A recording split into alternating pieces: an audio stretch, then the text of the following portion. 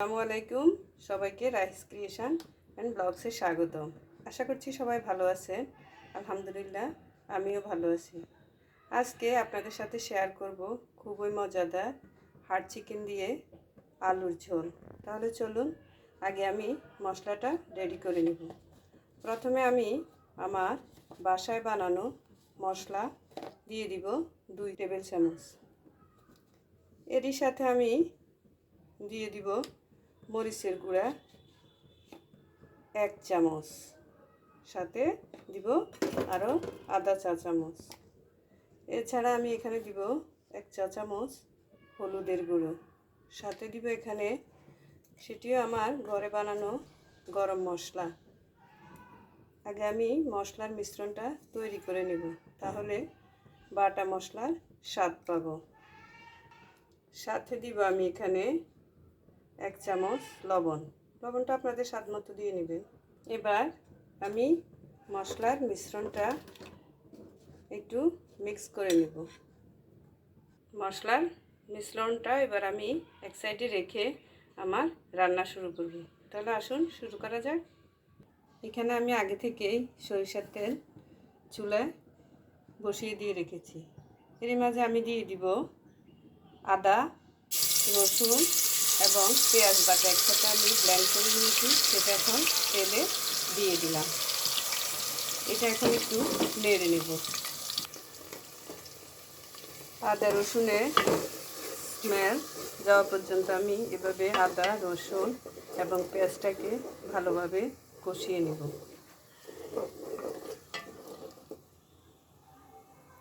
এভাবে কষাতে থাকবো।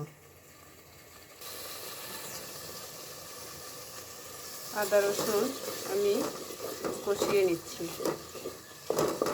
ভালোভাবে কষানো হয়ে গেলে আমি এখানে মশলার মিশ্রণটা দিয়ে দিব।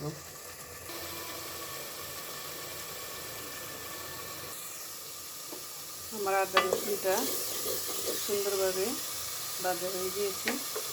এখন আমি এর মাঝে দিয়ে দিব 2টো তেজপাতা মধ্যখানে ছিঁড়ে এভাবে দিয়ে দিব। আর আপনারা নিশ্চয়ই খেয়াল করেছেন আমি এখানে গরম মশলার গুঁড়োটা দিই। আর এটা আমি তৈরি করি এলাচ, দারচিনি, জায়ফল, জয়ত্রী, গোলমরিচ এবং 2টো শুকনো মরিচ দিয়ে। আমি গুঁড়ো করে দিই কারণ গরম মশলা যখন দাঁতে পড়ে তখন এটা খেতে ভালো লাগে না, কিন্তু গুঁড়ো করে দিলে সেটা আর দাঁতে পড়ার কোনো চান্স থাকে না।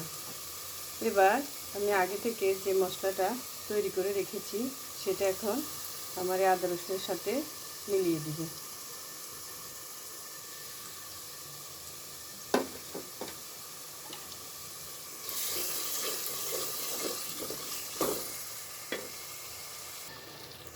মশলাটাও সময় নিয়ে ভাজতে হবে, কারণ মশলাটা যত সুন্দর ভাজা হবে আমাদের মাংসের টেস্টটাও কিন্তু ততটাই ভালো হবে।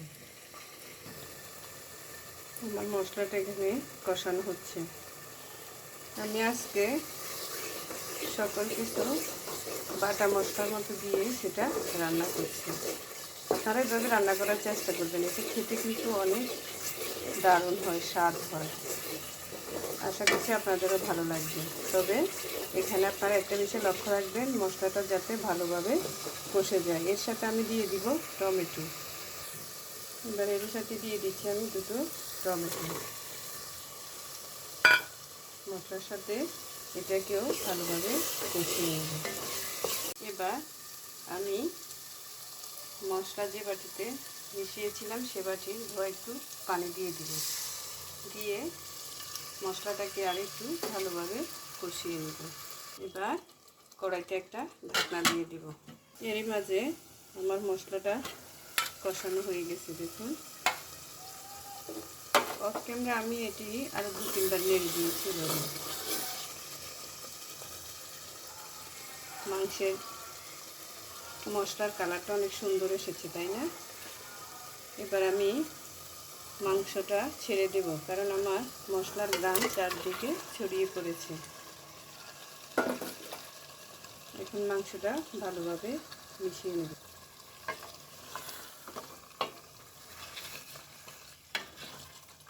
মশলার সাথে ভালোভাবে মিলিয়ে নেব। মাংসটা মশলার সাথে ভালোভাবে মিশিয়ে নিয়েছি। এবার আমি এটা ঢেকে রাখবো যাতে মাংসটা ভালোভাবে কষে যায়। মাংসটা এখন আমি আবার ঢাকনা সরিয়ে একটু নেড়ে দিব। কালারটা জাস্ট ওয়াও আসছে। এখন এটা লোক হচ্ছে খাওয়ার জন্য, তাই না? প্লিজ আপনারা এভাবে ট্রাই করবেন। আর যদি আমার রেসিপিটি ভালো লাগে তাহলে আমাদের চ্যানেলটি সাবস্ক্রাইব করবেন এবং ফেসবুক থেকে দেখে থাকলে একটা ফলো এবং লাইক দিয়ে রাখবেন। ঢাকনাটা সরিয়ে নিচ্ছি। দেখুন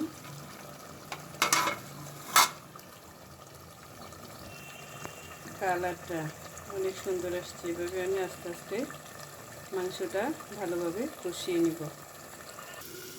আমরা দেখে নিব মাংসটা কষেছে কিনা।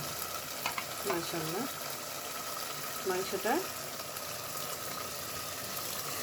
ভালোভাবে কষে গেছে। দেখুন তেলটা উপরে চলে আসছে। এবার আমি পরিমাণ মতো জল দিয়ে এটাকে সিদ্ধ করে নেব। যেহেতু এটা লেয়ার মুরগি সেহেতু এটা সিদ্ধ হতে সময় লাগবে, সেজন্য আমি পরিমাণ মতো একটু পানি দিয়ে সেটা ভালোভাবে সিদ্ধ করে নেব। পরিমাণ মতো পানি দিয়ে দিয়েছি। এবার এটা হাফ সিদ্ধ হলে আমি আলু দিয়ে দিব।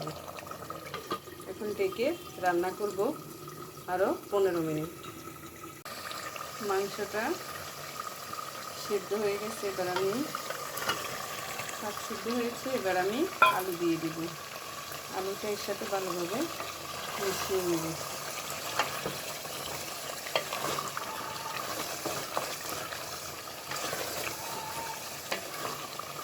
এরই ফাঁকে আমি কিন্তু আরও একবারও মাংসতে পানি দিয়ে ভালোভাবে সেদ্ধ করে নিয়েছি।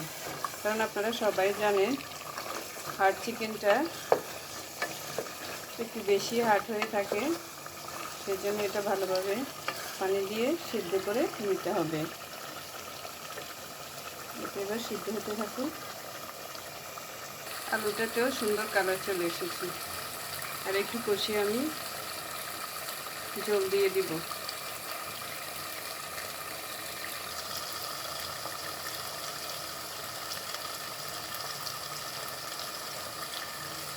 আলুটা আমার কষানো হয়ে গেছে।